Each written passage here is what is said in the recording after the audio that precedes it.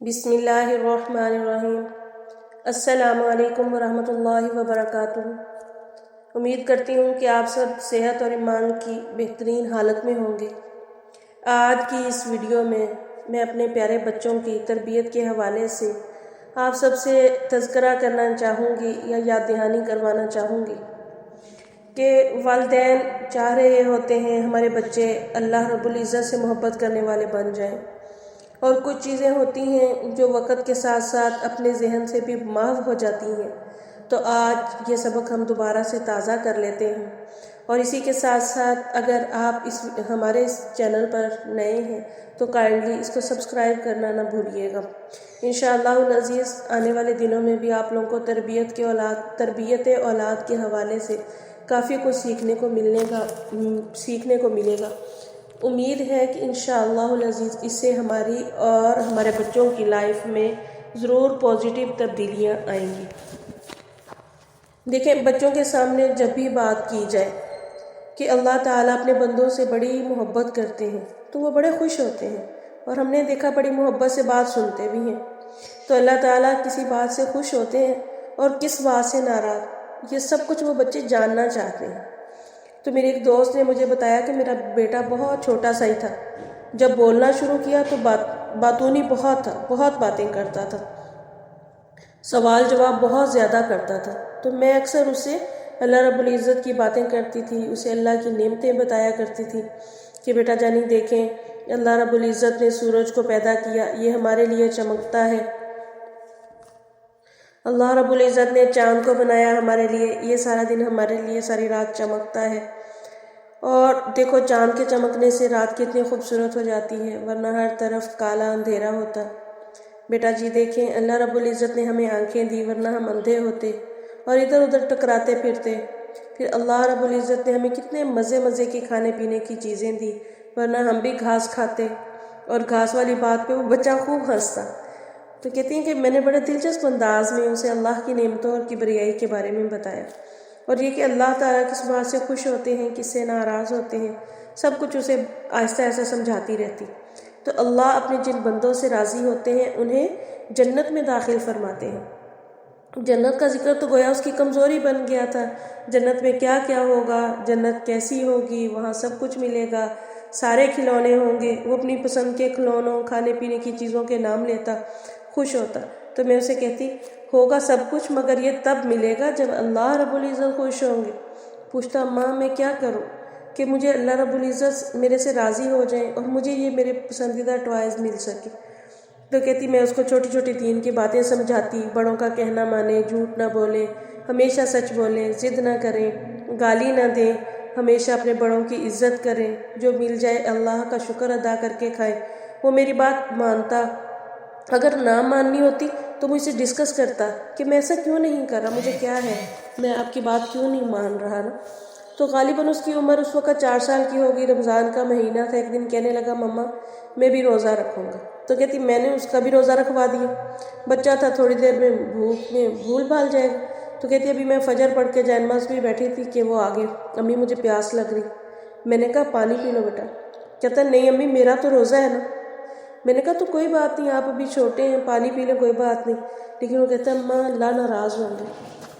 کہتی میں نے سوچا بچے کا تھوڑا سا امتحان لے لیتی ہوں۔ میں نے اس سے کہا ادھر جاؤ، اب میری چادر میں چھپ کے پانی پی لو۔ کہتا نانا امی یہاں تو اللہ دیکھ لیں گے۔ کہتی میں نے کہا اچھا دیکھو میرے بچے میز کے نیچے بہت اندھیرا ہے، وہاں چھپ جاؤ، وہاں کسی کو بھی نظر نہیں آ رہا، وہاں چھپ کے پی لو۔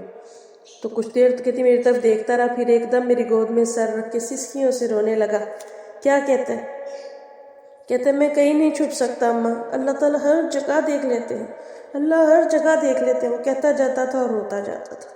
کہتی میرا دل اپنے رب کے آگے سجدہ ریز تھا، شکر کر رہی تھی، محنت وصول ہو رہی ہے، دعائیں رنگ لا رہی ہیں، میں اپنے بچے کا یقین بنانے میں کامیاب ہو رہی ہوں۔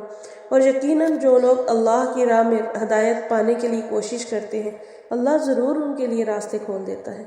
کہتی پھر میں نے اس کو بڑے پیار سے بچوں کے روزے کا مسئلہ سمجھایا، اس کو پانی پلایا، وہ بھی خوش ہو گیا کہ اللہ تعالیٰ کتنے اچھے ہیں، بچوں کا تھوڑی دیر کا روزہ بھی قبول کر لیتے ہیں۔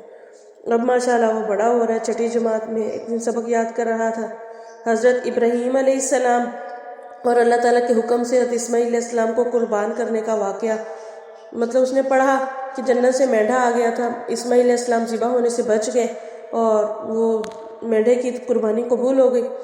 تو اس نے یہ واقعہ مجھے بڑی تفصیل سے سنایا، پھر آخر میں مجھ سے پوچھنے لگا، امی اگر اس دن حضرت اسماعیل علیہ السلام قربان ہو جاتے تو کیا ہر سال عید الاضحیٰ پہ بچوں کی قربانی ہوتی؟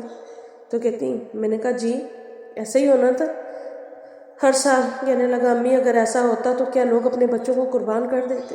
کہتی، میں نے کہا ہاں بیٹے، جو لوگ اللہ کا قرب حاصل کرنا چاہتے ہیں، جو اللہ کے قریب ہیں، جو اللہ سے محبت کرتے ہیں، وہ ضرور ایسا کرتے، آخر قریب والے ہی تو قربانی دیتے۔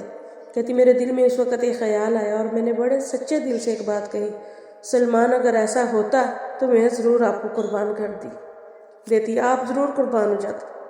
میں سمجھ رہی تھی شاید وہ خوف زدہ ہو کے شاکی نظروں سے مجھے دیکھے گا، مگر وہ بڑے دل فریب انداز میں مسکرایا، بولا، امی جی میں بھی قربان ہو جاتا، یہ تو اللہ کی رضا ہے نا۔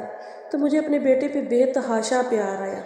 کہتی، میں نے اسے پیار کیا، دعائیں دیں، اللہ کا بڑا شکر ادا کیا، ساری تعریفیں اللہ ہی کے لیے ہیں۔ بے شک اس میں ماں کی تربیت اور پرخلوص دعاؤں کا بھی اثر ہوتا ہے۔ ماں جب اپنی اولاد کی فکر کرتی ہے کہ کہیں بے دین ہو کے میرا بچہ ضائع نہ ہو جائے، وہ اس کے دین کی فکر کرتی ہے، راتوں کو اٹھ کے اللہ کے سامنے فریاد کرتی ہے۔ دعا صرف دل سے ہی نہیں نکلتی بلکہ اس کا رواں رواں سراپا التجا بن جاتا ہے، اور ماں کی فریاد تو آسمانوں کا سینہ چیر کے عرش پہ جاتی ہے۔ جب کبھی بچے نافرمانی کرے تو سب سے پہلے میں خود کو دیکھتی ہوں، میرے سے کوئی غلط کام تو نہیں ہوا، اور اکثر ایسا ہوتا ہے جب خود سے کوئی غلط کام ہوا ہو تو بچے بھی نافرمانی کرتے ہیں۔ کہنے کا مقصد یہ ہے کہ بچوں کے دل میں شروع سے ہی اللہ کی محبت بٹھانی چاہیے، اس کی رضا اور ناراضگی کا احساس دلایا جائے، اللہ کی ذات پر یقین کرنا سکھایا جائے۔ جب بچے اللہ کو پہچان لیتے ہیں پھر ان کے لیے سارے دین پہ چلنا آسان ہو جاتا ہے۔ لیکن بچے بچے ہی ہوتے ہیں، غلطیاں بھی کرتے ہیں، کبھی نافرمانی بھی کر جاتے ہیں، تو گھبرانا نہیں، پیار سے سمجھائیں، اللہ سے دعا کریں۔ یقین کیجئے ماں کی تربیت کا رنگ سب سے گہرا، سب سے پکا رنگ ہوتا ہے۔ باہر کے سارے رنگ کچے ہوتے ہیں، بہت جلدی اتر جاتے ہیں۔ بچوں کو سکون ماں کی آغوش میں ہی ملتا ہے، مگر شرط یہ ہے کہ ماں واقعی ماں ہونے کا حق ادا کر دے تو۔